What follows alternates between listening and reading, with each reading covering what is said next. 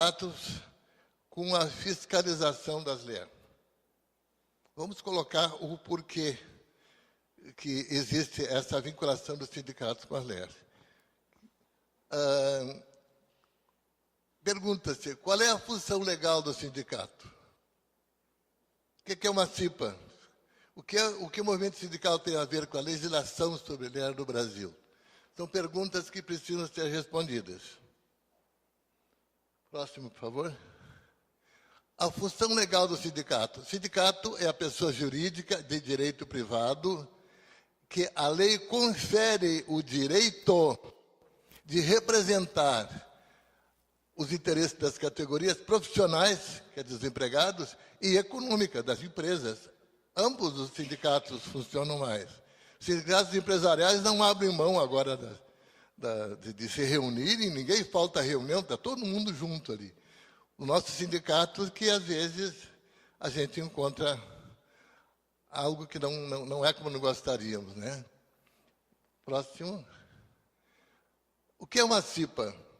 A CIPA é uma comissão de representantes dos empregados, que são eleitos, e dos empregadores, que são indicados, numa empresa que tem mandato de 1 ano e tem estabilidade por 1 ano depois que terminar o seu mandato, porque eles vão mexer com coisas bastante pesadas que as empresas geralmente não querem que se mexa, né?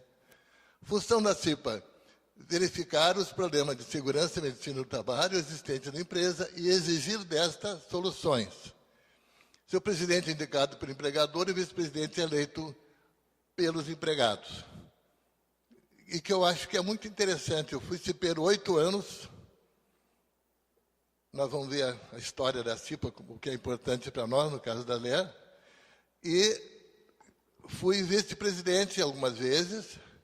E algumas vezes eu tive que assumir o papel de presidente da CIPA. Um desastre, porque o empregado, como presidente da CIPA, não tem o menor poder de mandar fazer uma coisa ou outra. Ele é um empregado, não é um administrador da empresa.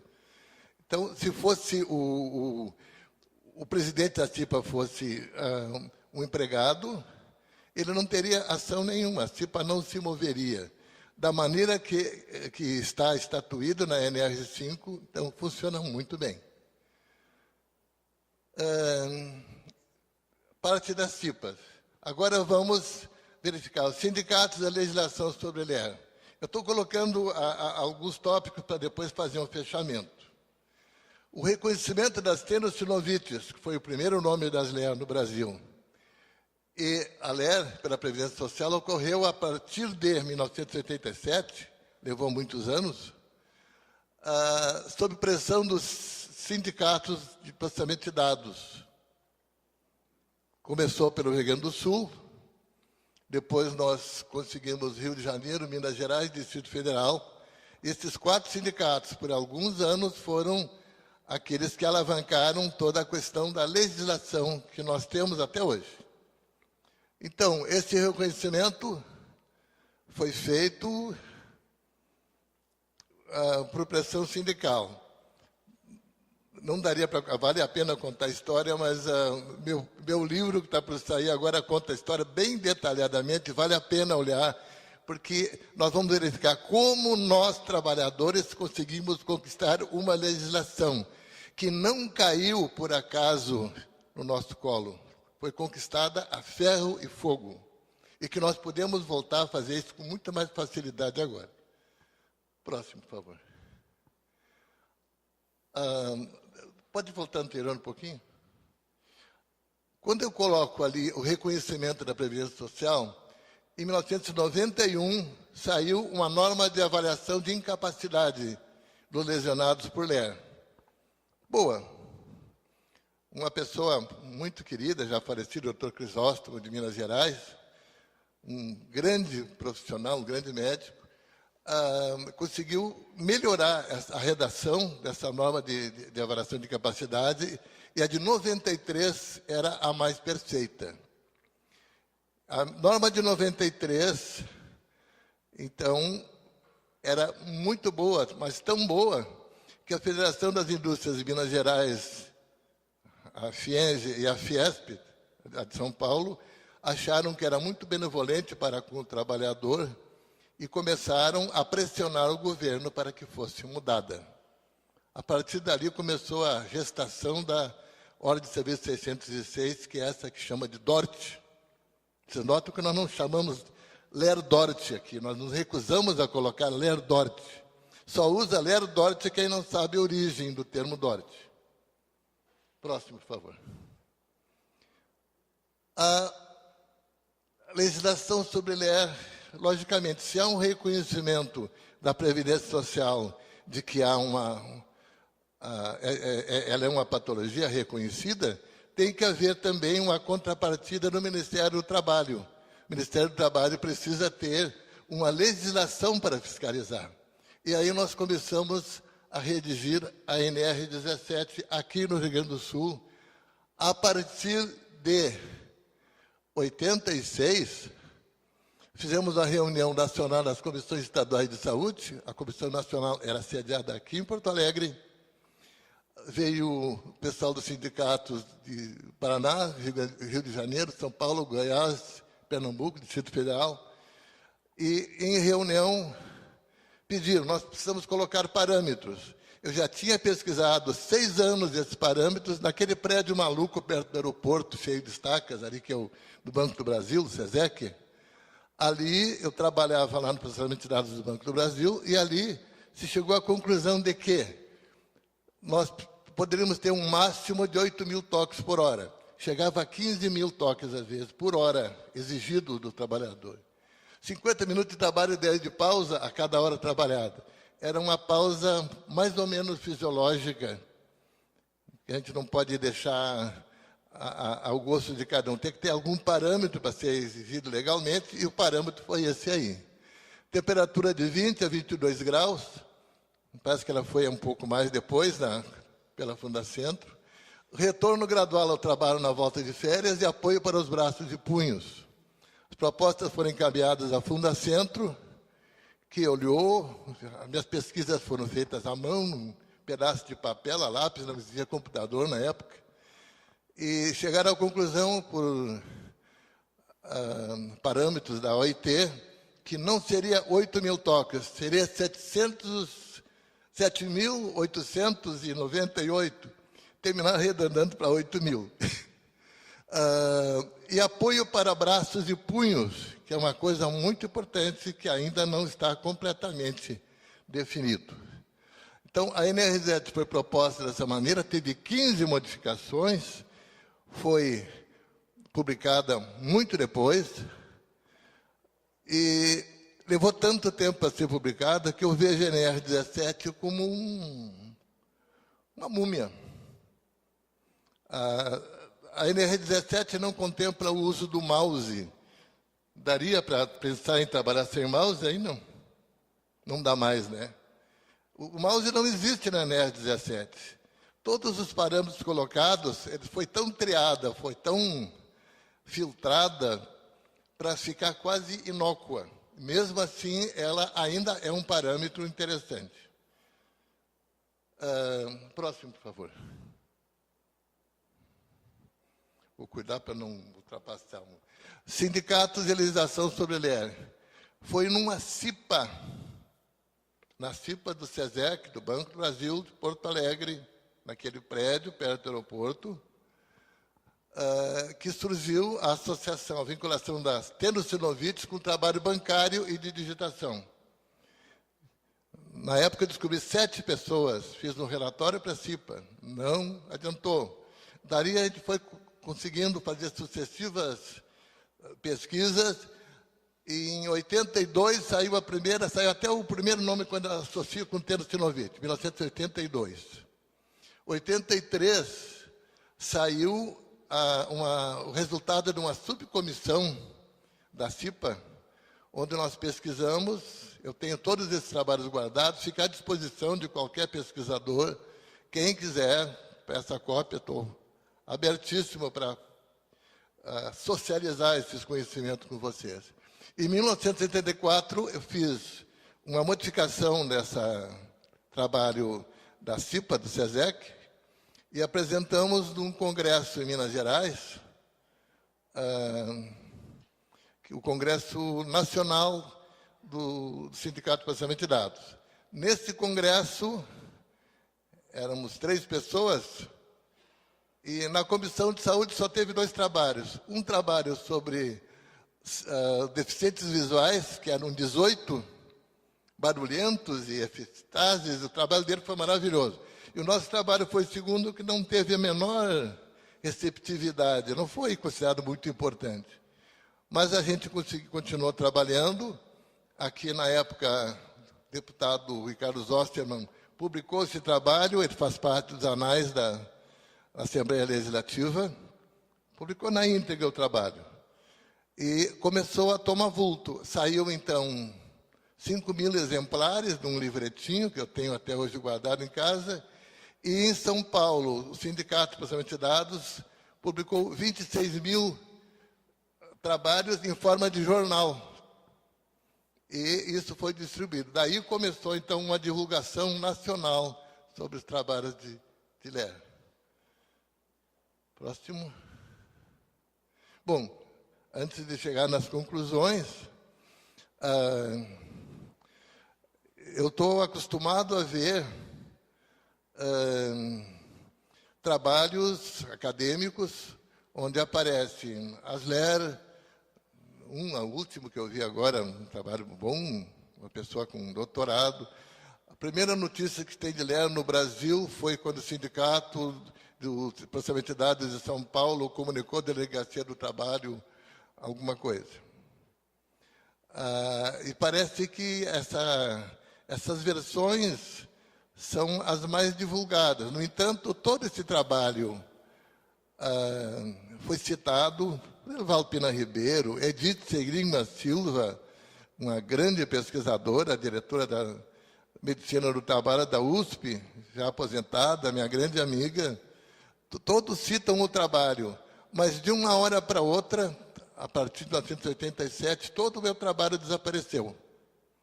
Então, se cita como se fosse um trabalho que foi coletado, veio da Austrália, copiaram de algum trabalho que veio de fora. E eu ficava quieto porque eu acho que ninguém faz nada sozinho. E não estava preocupado o meu nome no processo. Mas agora eu vejo que o que está sendo atingido não é eu agora colocar ou não como meu trabalho. O que eu vejo é que todo um Estado, todo um grupo de pessoas que trabalhou, se sacrificou no Rio Grande do Sul para conseguir fazer essa doença aparecer, foi simplesmente descaracterizado. E tudo piorou ainda quando, em 1990 e pouco, quase no limiar do ano 2000, a Previdência Social, na socapa, de uma forma muito triste, uma forma escandalosamente corrupta, a Previdência Social, eu tenho todas as provas disso, eu gostaria que me questionasse, gostaria de ser processado.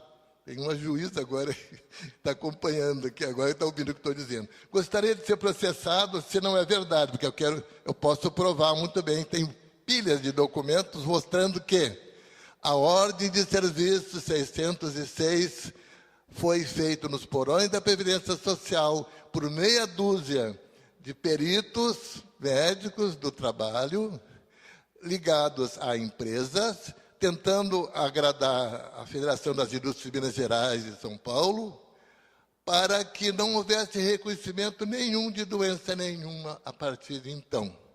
Não foi só LER-PAI, outras patologias também, a questão do risco do benzeno, tudo isso foi subavaliado.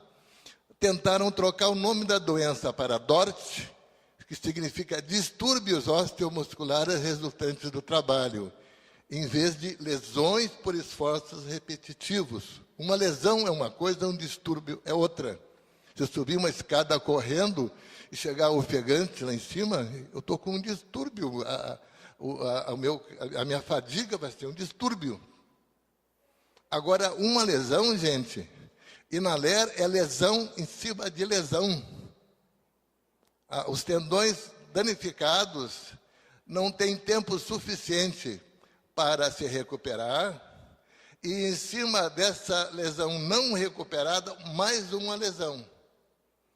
E em cima dessa outra lesão não recuperada, outra lesão. Resultado, eu conheço um bocado de gente, eu tenho uma pessoa que eu não sei como fazer justiça para isso, mas ele está internado numa casa de saúde, ele teve 7 anos e meio internado num hospital psiquiátrico. Por quê? Tá.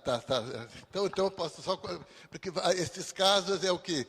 A coisa humana é o que vale a pena num processo como esse.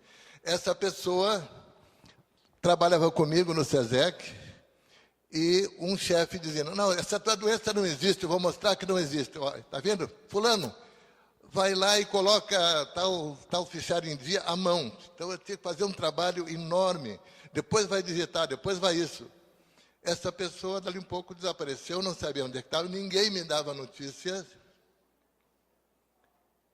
E 7 anos e meio depois, ele aparece na minha casa, conseguiu me localizar, diz, olha, saí do hospital e vim te procurar. Essa pessoa, Leonardo de Menezes Lima. Essa pessoa me contou o seguinte, nós éramos muito amigos, ele era casado com uma mulher muito bonita e começou a trabalhar no Banco do Brasil, um salário maravilhoso na época, e no seu trabalho ele adoeceu. E começaram a inchar os braços e doer os braços, e essa pessoa ia no supermercado, não podia dirigir, a mulher não dirigia também, ia no supermercado e quem tinha que carregar as compras era ela. Ele vinha do lado.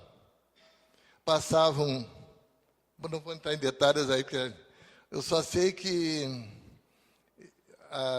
foi abandonado pela mulher e simplesmente entrou em depressão, e da depressão ele partiu até para uma complicação esquizofrênica. E nunca mais se recuperou. Ele voltou, então, a me procurar, encaminhei para um advogado muito bom, e aí vem o triste da história. O advogado conseguiu que fosse possível uma condenação na diferença de salário, daria 1.300.000 que ele teria para receber. Aí a juíza, nova, inexperiente, disse, eu quero um laudo agora psiquiátrico para poder confirmar essa história. Tudo certo, podia ter fechado ali. E ele disse, não, laudo psiquiátrico eu não quero. Ele mandou uma carta de próprio punho para o banco, eu não quero que essa ação prossiga, eu não quero esse dinheiro, eu não passo por essa situação de novo. E desapareceu, não consegui vê-lo mais, ele não tem uma família assim, né? Não sei onde encontrá-lo. E ele abriu mão quer dizer, é doença abrir mão de 1.300.000 em dia, depois de tudo que ele passou, seria uma compensação econômica. Esse quadro é real. Há os outros quadros de outras pessoas que gostam muito de uma atividade profissional, não sabem o dano que isso pode ter, porque a mídia diz que não existe o problema, não há nada, está tudo bem. Os médicos, em sua maioria, recebem instruções, porque o médico tem os seus procedimentos, ele não pode sair fora dos procedimentos. Pessoas honestas, pessoas capazes, mas que são obrigados a seguir os procedimentos ditos pela sua categoria. Eles podem até ser punidos, se forem contra. Aí essa pessoa que adora, por exemplo, uma pessoa que eu conheço, que gosta muito de cachorros, ela quis colocar uma pet e conseguiu entrar de sócia numa pet para conseguir capital e começou a dar banho em 12, 13 cachorros por dia. Ela adorava os bichinhos. E ela já fez cirurgia nos 2 braços, sino túnel do carpo. Não acreditava muito quando eu falava que existia um problema. E hoje ela não pode ter a sua pet, já desistiu do sonho dela. Já coloquei, então, uma outra situação, onde não é alguém dentro de uma empresa, é um autônomo que também pode se lesionar nesse processo. Eu coloco não apenas estou fazendo um paralelo com a responsabilidade de uma empresa e com a responsabilidade de uma pessoa com ela mesma.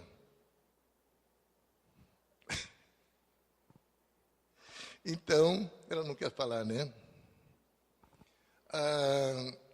Essas coisas estão acontecendo e aqui nós temos, vamos colocar, porque nós precisaríamos aqui, temos meia dúzia de pessoas. Mas se nós tivéssemos 3 pessoas, nós colocaríamos de novo a importância dessa patologia. Eu não vou desistir, eu acho que quem estiver aqui vai ajudar também. Tem outros heróis aqui, tem gente nova chegando. Acho que nós precisamos debelar essa patologia, mostrar o que realmente ela é, terminar com esse fantasma. Ouviram aquelas 2 pessoas que estavam aqui também, eles estão destroçados. Então, cabe, portanto, aos sindicatos a função de representar os trabalhadores de sua base, fazendo o fechamento do que eu coloquei, servindo de interface entre as condições de saúde local de trabalho e o acionamento de ações legais para a sua proteção. Isso é fiscalizar o ambiente de trabalho, inclusive apoiando e organizando as CIPAs de sua área. Eu acho que os sindicatos devem estar ligadíssimos às CIPAs, dar apoio a essas CIPAs, porque o que nós estamos vendo, nosso Ministério do Trabalho, a cada ano que passa, está com o menor número de fiscais, e é outra ação que talvez a gente possa, na 12ª semana, chamar alguém do Ministério do Trabalho e explicar por que aumenta a população e a fiscalização está cada vez menor. Menor e com pessoas menos treinadas ainda, porque o que nós tivemos lá dentro de verdadeiros heróis, Dr. Cosatti, Mauro Moura, todo aquele pessoal maravilhoso que a gente sente saudade, que fizeram história, não existem mais. E tem pessoas que estão ali que acreditam que essa doença realmente não existe. Eu não vou me alongar mais, porque tem mais gente para falar. E eu estou sentindo falta na mesa de uma pessoa que deveria estar aqui, que é o Cláudio Pérez. Eu não sei.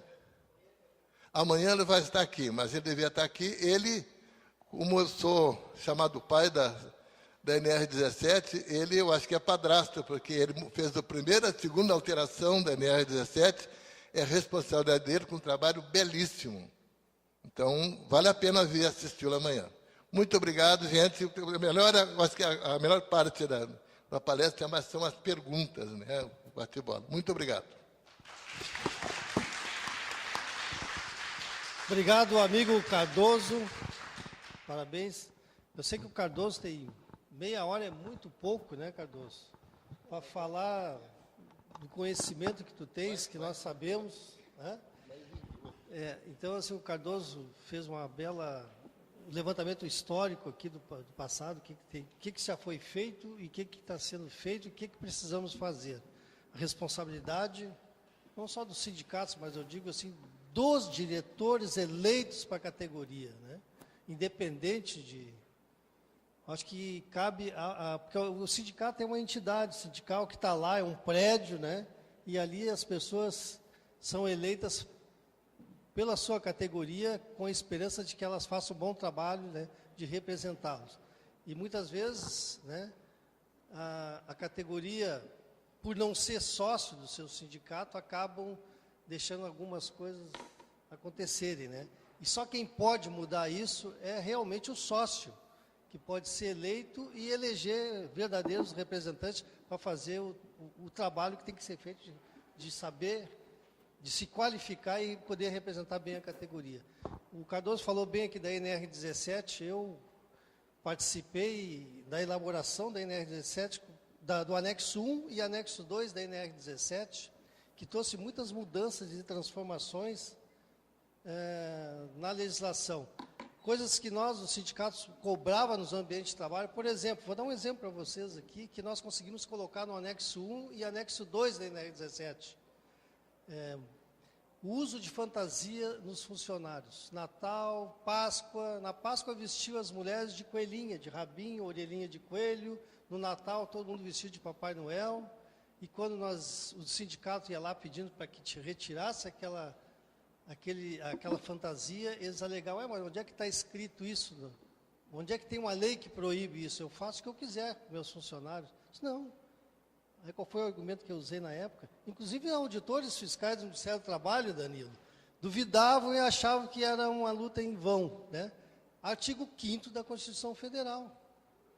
Expor a pessoa ao ridículo, a imagem dela, e foi por aí que o COSAT começou a entrar em shoppings, em supermercados e obrigar a retirada do uso de fantasia. Isso está no anexo 1 e NR17. E outras reivindicações nossas dos trabalhadores, para ver o avanço que tem da ação sindical junto com o competente auditor fiscal, competentes auditores fiscais, para fazer esse trabalho. Eu participei junto com o Cláudio Pérez, que foi o coordenador também, e vou dizer para vocês, olha, para elaborar uma NR, um anexo da NR, é muito difícil, né? Nós ficamos 2 anos discutindo se a Caixa Operadora ensacolava ou não. 2 anos discutindo. Um item só. Foi muito terrível, muito cansativo, e conseguimos, né? E está lá a proibição, não pode, tem que dar condições para o cliente para ensacolar ou colocar em sacadores, né? E hoje a gente sabe que tem alguns supermercados que ainda resistem e colocam o caixa a ensacolar. Caminhões que são descarregados lá atrás, que passam pelo caixa e vem peso, né? 10 quilos de batata e assim vai indo, né? Caixas de leite, aí vem as ler, né? Mas eu não vou aqui ser o palestrante, só dei um exemplo aqui por cima. Agradeço ao Cardoso, né, e a todos que estão aqui nessa mesa por ter aceito esse belo convite e justificar também aqui, foi convidado o Ministério Público do Trabalho e o INSS, né? Infelizmente eles não tiveram agenda para poder estar aqui presente, mas esperamos que na próxima eles estejam, né? Vou passar para o companheiro Danilo Frota aqui, para falar sobre a visão da superintendência, de forma geral, fazer uma sua explanação. Tem água aqui, meia hora, tá, Frota? Tudo bem, pessoal? Boa tarde. Meu nome é Danilo, sou de Fortaleza, já moro aqui no Rio Grande do Sul há 2 anos aproximadamente, né? Participando aqui da equipe local, né, de fiscalização, né? E o meu objetivo hoje é conversar um pouco, porque sempre que a gente fala, a gente coloca o que a gente traz, né, do que a gente está vivendo, né? O que a gente está... o ambiente, a nossa visão, isso pode, de repente, se somar às visões dos demais colegas e às de vocês, né? E isso pode contribuir para vocês formarem uma nova visão de mundo, né? Então, assim, eu vou começar de uma forma um pouco aleatória e depois vou trilhando um rumo mais fixo, né? Primeiramente, me chamou um pouco a atenção assim, o tom assim, um pouco de desesperança, né, do colega anterior, né, que falou anteriormente, no momento que ele, abre aspas, disse que essas pessoas não existem mais, fecha aspas, né. Eu desejo discordar dessa afirmação, né. Eu acho que a primeira coisa que a gente tem que ter é esperança. E em relação à superintendência e ao Ministério do Trabalho no Brasil inteiro, concordo que é um órgão que precisa de mais carinho por parte do governo federal, precisa do marketing melhor também, porque os nossos esforços muitas vezes não aparecem, né? E o órgão precisa de muita coisa, infraestrutura, veículo, combustível, né? Concurso, né? O último concurso foi em 2013, chamou muito pouca gente, cerca de 90 e poucas pessoas, talvez não mais do que isso. Mas, assim, existem muitos heróis no Ministério do Trabalho, né? Eu queria primeiro começar por aí, né? E eu digo isso porque heróis que estão hoje trabalhando, né? Porque são pessoas que, enfim, elas poderiam dizer assim, não quero mais, vou deixar o tempo passar, vou fazer só o que me mandam fazer, mas são pessoas que procuram trabalho, inclusive. Então, para citar alguns exemplos, a gente tem o Grupo Móvel, né, de combate ao trabalho escravo, que são as formas mais abjetas, mais nojentas e asquerosas de trabalho aqui o ser humano é submetido, o brasileiro, às vezes o boliviano, enfim. E são pessoas que, os fiscais que participam dessas operações, eles poderiam ficar numa boa, nas suas regionais, ninguém obriga que eles participem disso, eles não ganham nada a mais por isso. Mas eles vão lá e se voluntariam, né? Eu já tive a oportunidade de fazer trabalho, participar de trabalho escravo, que eu, no caso, encontrei e fui atrás disso. Ninguém me deu nenhuma ordem de serviço para isso, que eu encontrei o problema com um colega quando eu estava fazendo comércio.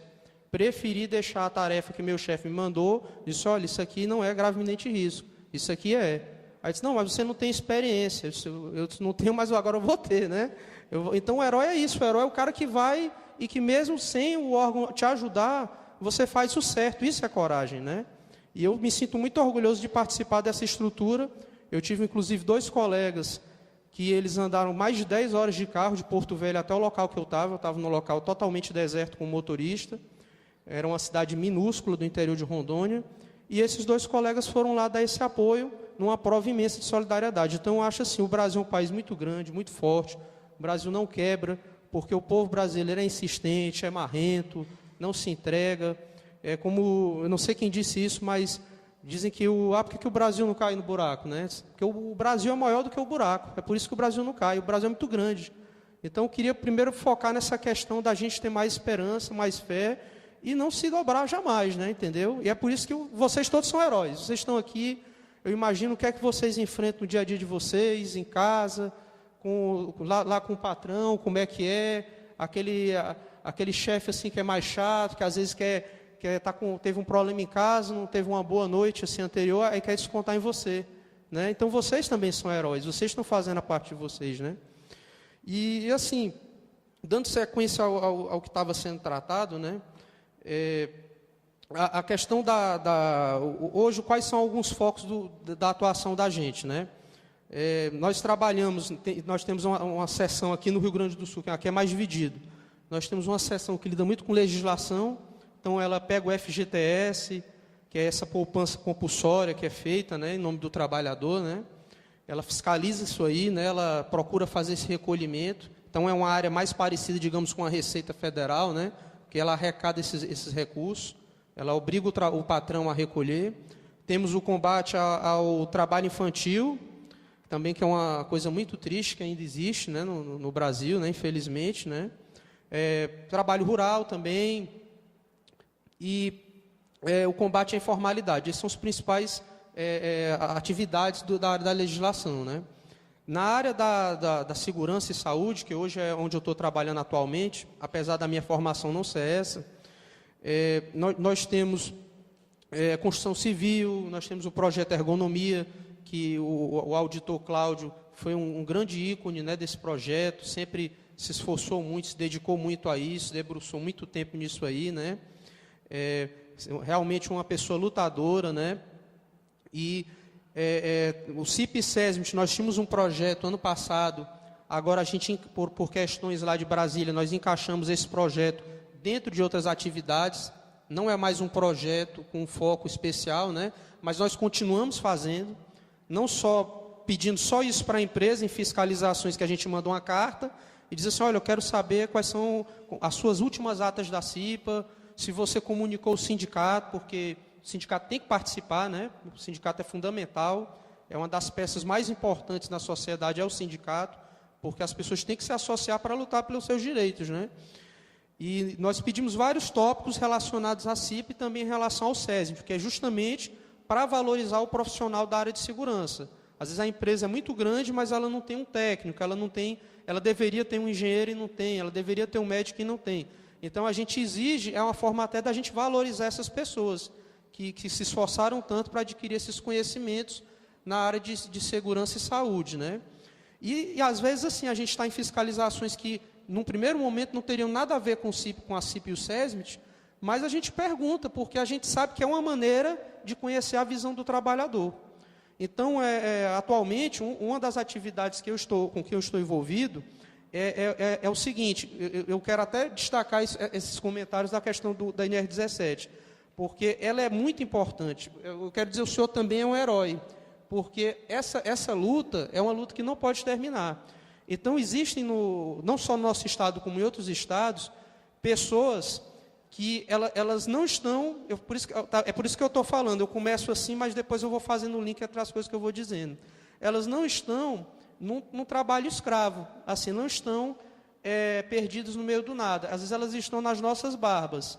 Então, por exemplo, você tem os vigilantes, que são pessoas que estão aqui na área urbana, e são pessoas que às vezes passam horas e horas e horas e horas e horas em pé, e não podem se sentar.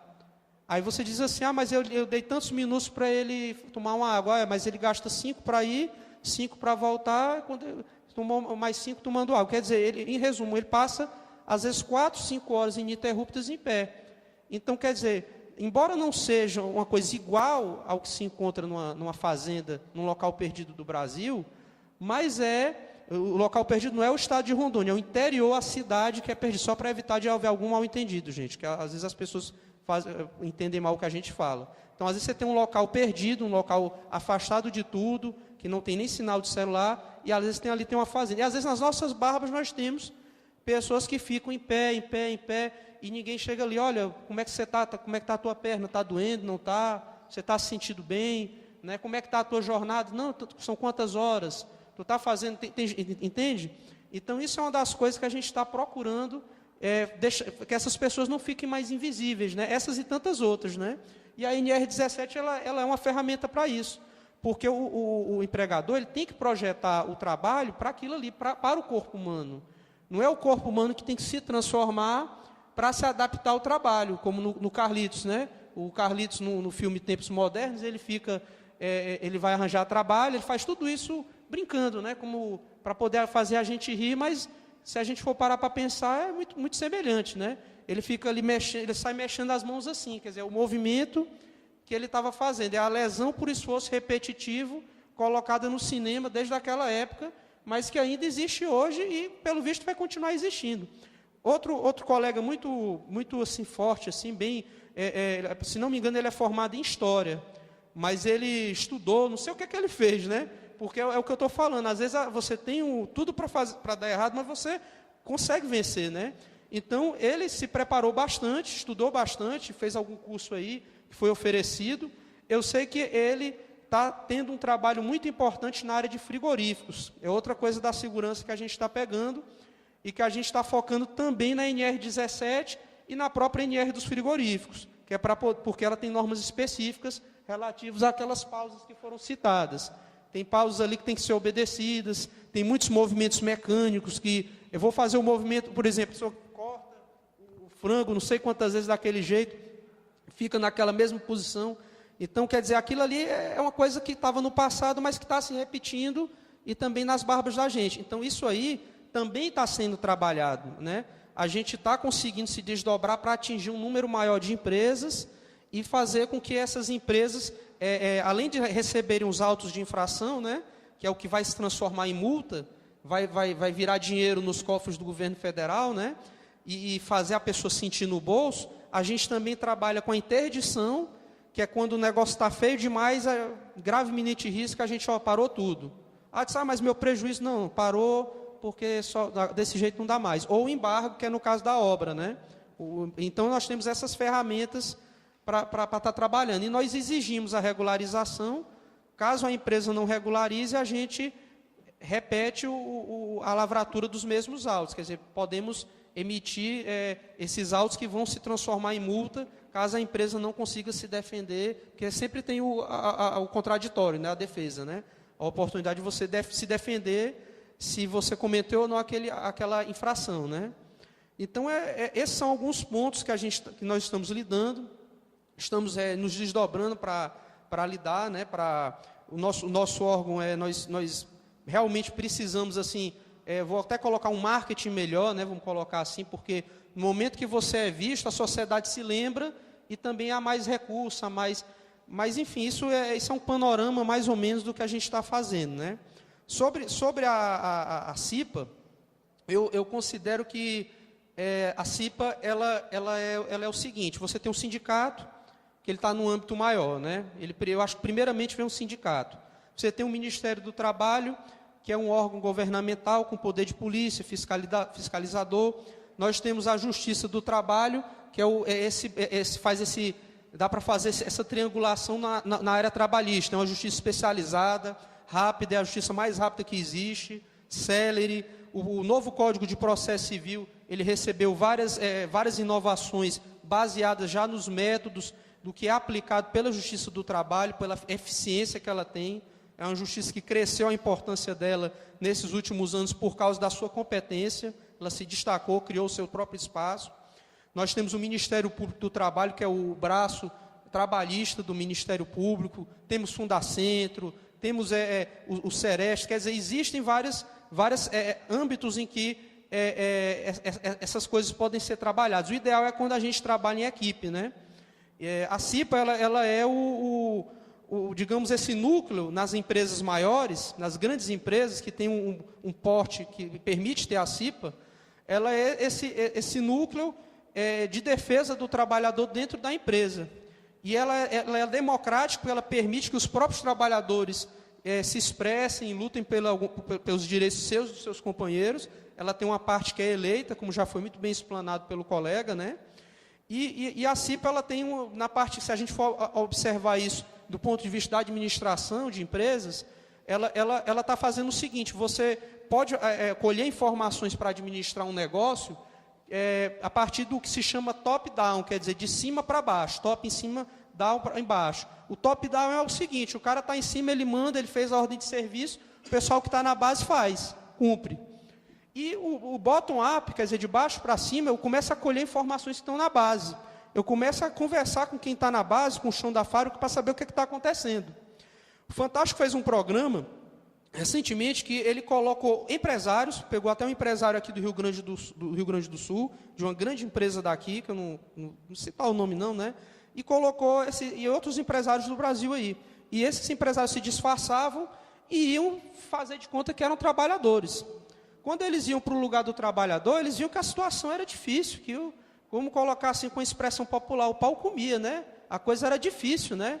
Então eles viam que para cumprir aquela ordem de serviço que tinha sido emitida, não era tão simples assim. Tinha um negócio para cá, alguma coisa aqui, a máquina não encaixava, você tinha que empurrar. Muitas vezes ali você via falhas naquelas reportagens mostrando que aquilo ali poderia ter sido projetado de uma maneira melhor, aquela atividade.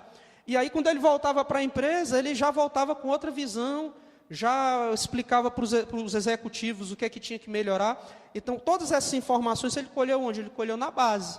Ele colheu lá com a pessoa simples que está ali trabalhando, que ela que está fazendo as rodas girarem, né?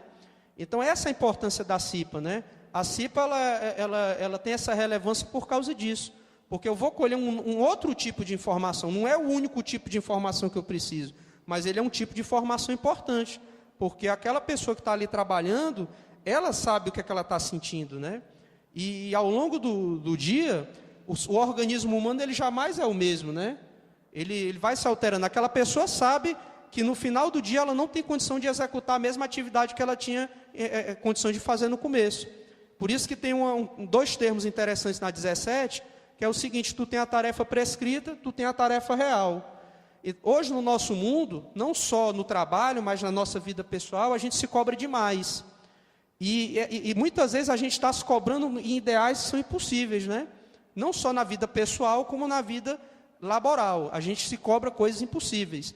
Essa cobrança impossível, essa tarefa prescrita, ela pode causar o adoecimento mental, inclusive, né? Ela causa através dos esforços repetitivos, e ela pode causar doenças mentais. A gente pode ficar numa estafa, né? Adquirir a depressão também. Então, a gente sempre tem que estar se cuidando, respeitando os limites, procurando alcançar a eficiência, mas não só numérica, alcançar a qualidade, alcançar outros parâmetros para medir o nosso trabalho, não só o número, porque às vezes tu tem bons números, mas tu está fazendo uma atividade que não era necessária ser feita. Então, hoje a gente, o conceito de eficiência, efetividade, eficácia, as pessoas estão discutindo esses conceitos, para saber o que é que eu estou fazendo, o que é preciso ser feito, porque às vezes eu faço com rapidez o que não era para ser realizado, né? Então, gente, eu não sei como é que está o tempo aí, como é que está? 8 minutos, né? Tem um livro aqui que eu também gostaria de citar.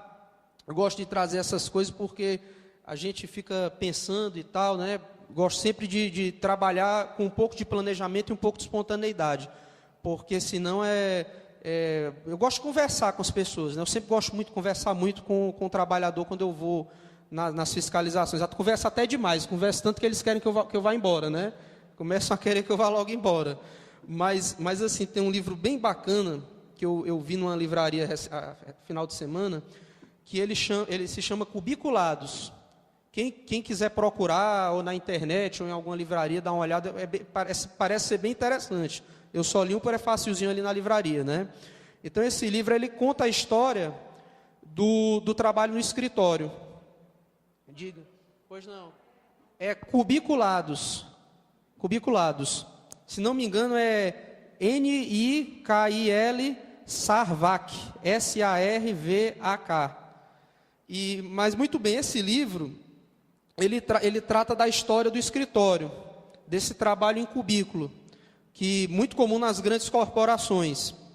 E esses lugares que você, todo branco, com várias divisóriazinhas, aquela impressora, aquele cenário normal, comum, né? E ele começa esse livro falando sobre uma cena que eu não sei se é verídica, ele mesmo deixa um pouco de dúvida se é verídico ou não, mas chama a atenção, porque diz ele que foi um vídeo, e ele discute se esse vídeo é real ou não, mas se não é real, em algum momento deve ter sido real, de um trabalhador que num belo dia ele começou a gritar, jogou a impressora no chão, ou foi o computador, ficou louco, né? E essa loucura era o reflexo de tantos e tantos dias, tantas horas trabalhando daquela mesma maneira, repetitivo, fazendo a mesma coisa todo dia, aquelas mesmas regras. Ali é como se ele descreve, o autor, que se você pudesse olhar com um raio-x essas grandes corporações, essas grandes empresas, você ia pensar que as pessoas são formigas que estão subindo e descendo. Você ia ver um traço subindo, um traço descendo, aí uma correntezinha vindo para cá, outra para cá, e todos assim, caixinhas, né? Uma aqui, outra aqui, outra aqui. Quer dizer, olha só o que é que a nossa sociedade foi construindo, né? A gente passa o dia encaixotadozinho, né? Naqueles lugares, olhando para uma tela, né? E aquele ciclo vai sempre se repetindo, né? E aí depois, num determinado momento lá do prefácio, ele coloca uma foto que é de um filme muito engraçado, que é Como Enlouquecer Seu Chefe, é um filme que eu recomendo, muito interessante. Ele fala também disso, do ambiente de trabalho corporativo, né? E tem muita coisa engraçada sobre o ambiente de trabalho corporativo. Muita coisa acontece até no serviço público mesmo, né? As coisas antigas, as coisas que não mudam, né? Mas eu achei engraçado que eu vi aquilo na iniciativa privada pelo filme, né? Existe uma cena no filme em que três amigos se juntam, e a moda do que essa pessoa fez, eles pegam uma impressora que vive emperrando no escritório, e eles quebram a impressora, como se fosse o dia assim, não, hoje a gente está livre de você, né? Hoje você não vai mais nos incomodar. Aquilo ali é simbólico, não é que você vai fazer isso no teu trabalho e tal, né? Nem eu lá na repartição, mas é mostrando o ambiente de adoecimento, de repetição, de você reprimir o funcionário não poder e colocar a sua criatividade, né? Enfim, ser humano, que é o que a gente é, né? Não é verdade? Então, assim, para concluir aqui, eu acredito que se as empresas elas não melhorarem, não pensarem, não enxergarem o ser humano como um todo, a gente vai começar a ver uma grande migração para as pessoas se tornarem autônomas. Muita gente já vem fazendo isso hoje, né? Cada um ter o seu pequeno negócio, ser seu próprio chefe, e isso vai causar uma revolução no futuro que a gente não sabe o que vai acontecer ainda, né? Mas, enfim, gente, eu fui jogando essas ideias aí, espero ter contribuído de alguma maneira. Se eu puder, no momento das perguntas, responder alguma coisa, ajudar, tirando alguma dúvida, se eu souber também, né? Estou aqui à disposição e quero agradecer de coração poder participar desse evento aqui com vocês, viu? Tá bom? Então, muito obrigado, vou passar adiante, tá?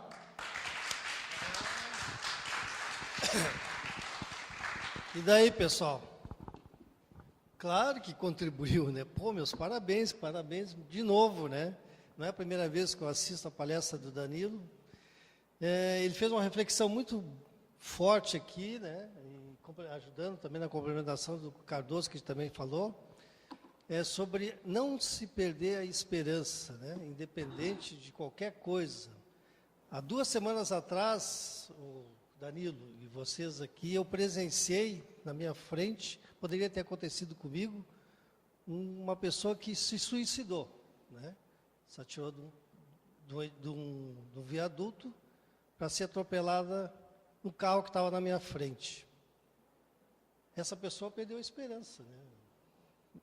Não sei quem ela é, se é um trabalhador ou não, mas essa pessoa desistiu. Lamentavelmente, ela desistiu, ela estava sem esperança nenhuma. Imagina se todos nós vamos fazer isso, né? Perder a esperança e partir para uma agressão contra a nossa própria vida. Também ele falou sobre a questão dos heróis. Muito bem lembrado, aqui nesse ambiente, aqui, todos, para mim, são heróis, só por estarem aqui, né? Pelo histórico de cada um que tem aqui, pelo trabalho que já tem sido feito.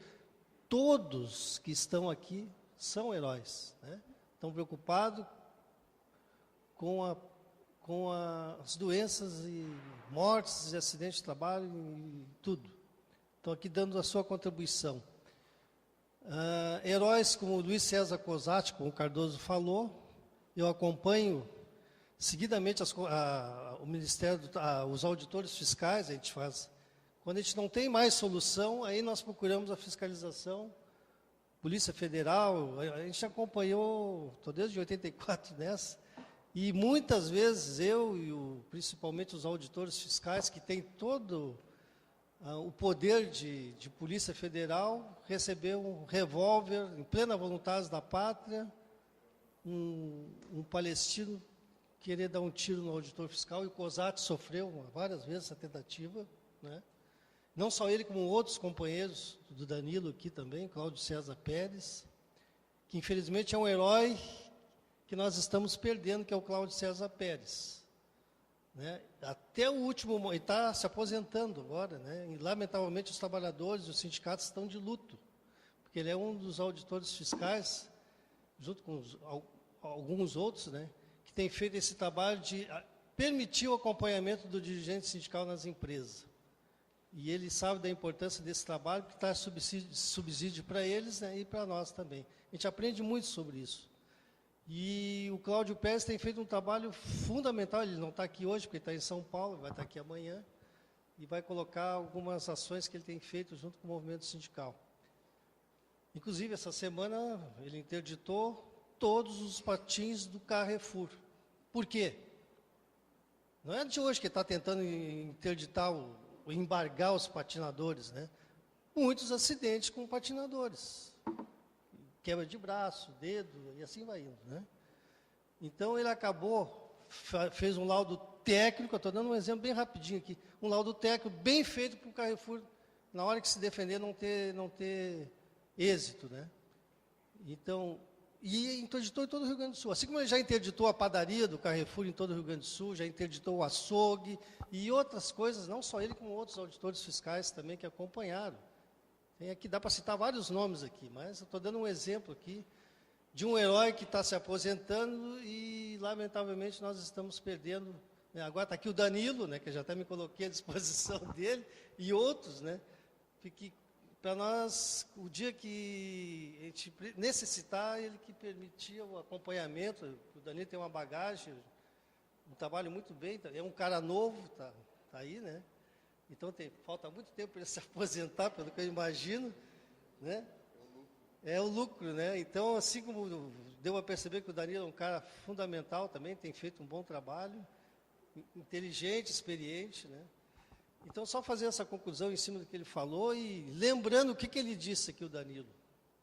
Primeiro, o sindicato tem que fazer a sua parte, né? Depois, procura-se o Ministério do Trabalho, a Justiça do Trabalho, quando não tem solução.